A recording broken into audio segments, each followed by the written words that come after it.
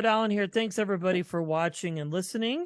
We are chatting with the wonderfully talented Justin Berti about Divorce Bait and all the other amazing projects he's been a part of. Quite a filmography, my friend. Thank you for your time. Thank you. Thank you. I appreciate it. I love your backdrop. It's Yeah, awesome. of course. Yeah, go big or go home, right? I mean, we're getting close to the holidays. We got to just get it done. So you have a brand new film out and other projects I'm assuming you've done previously and they just all kind of run together. Let's talk about the movie. What can people expect if they haven't had a chance to watch? And what are your hopes, because it's a great film. Okay, let me just put this on. Sorry, one second. Okay. Do not disturb. I'm getting all these notifications. I apologize for that. That's okay. That always happens when you go to do something. Now everybody's getting a hold of you. Yes. So Divorce Bait is live. Last Friday. It was in theaters. It's on Amazon Prime, Vudu, Apple TV, all your streaming or all your platforms. It's out. And I've been telling everyone, you're guaranteed to laugh 2 times and have about 5 smiles. That's the minimum. So the feedback I'm getting from fans, friends, and family has all been positive. Now, I know they're fans, they're friends, they're family. But last Friday, we had a small premiere for it. And what was wonderful is that I come to realize, because it's my first romantic comedy, is that you get feedback in a theater during a comedy. Like you hear, oh, okay, I did a good job. Yeah, it's instant. It's like, boom. Yeah. And it's such a difference from coming from all these dramas and thrillers that I've done, where it's just silence until the end of the movie.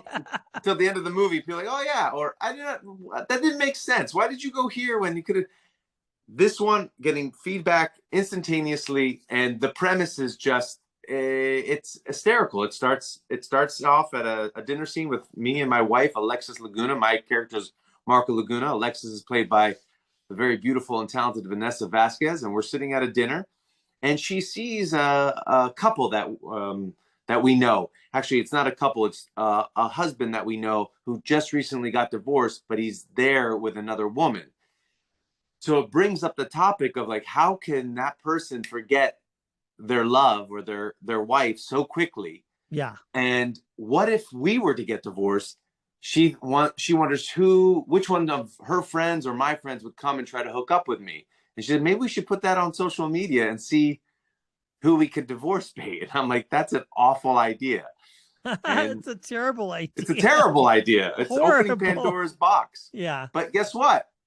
Just like any crazy Latina wife, she does it. She does what she wants, and she puts it out there. Yeah, I mean, it's a funny concept for a film, but like not funny like in real life necessarily. No, because it's one of those things like, the devil is better than the devil that you don't know, and you just don't want to like find out that information. Well, you both do a fantastic job. Did you see it? I have seen it. Yeah. We got a chance to screen it. So right. I really love the dynamic between you and your co-star and everybody else in the film too. And I think we're in a place now where everybody is just looking for entertainment and looking for something that's fun and lighthearted. And you all provide that in this story. Thank you for saying that, Brett, because that's how I felt. This was my 3rd time watching it, and I'm still laughing. Yeah. And feeling good about it. And I'm very honest with my own performances or with past projects that I have. Like I would tell my family, like this movie and this movie and this movie I've done, but you don't need to waste time on this movie, or just watch my scenes. Just watch my scenes. Does family have a lot of notes for you in the projects that you do? At times they do. I do like their feedback, because it's just been such an uphill battle. Now with so much content out there, it's like it's never enough. I'm not saying I need their approval. I am very proud of what I've done, but let's just put it like 6 Lifetime movies in the last 2 years, and they're like, oh okay. Yeah. We know the formula now. Or it's like, oh, that's Lifetime. It's like, well, there's a lot of eyes on Lifetime.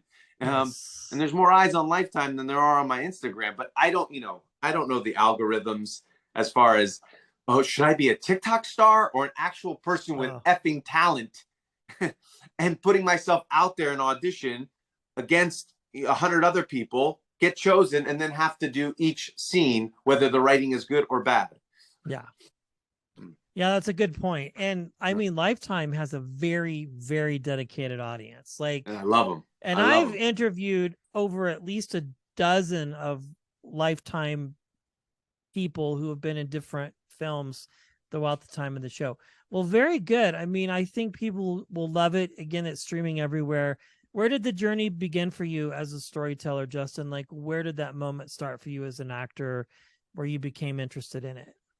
Um, my family's been very theatrical, very dramatic, very comedic. My cousin Joel Berti has been in the industry for over 25 years. And my first memory as a child is him playing Willy Wonka. And I might Okay. have been 3 years old. I went to go see the play. I just remember, oh, there's my cousin.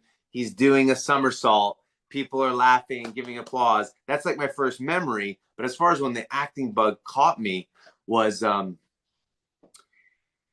sophomore year of high school. I was in a video production class, and one of our assignments in this video production class is you make a music video, you make a drama, you take something from a movie and try to make the scene, and then you also have to film the school musical because you have to learn about angles and trust me, our director just put the camera stage left, stage right, and center, and he's like, okay, and press the button. So we just pressed the button and watched the musical. And it was Bye Bye Birdie.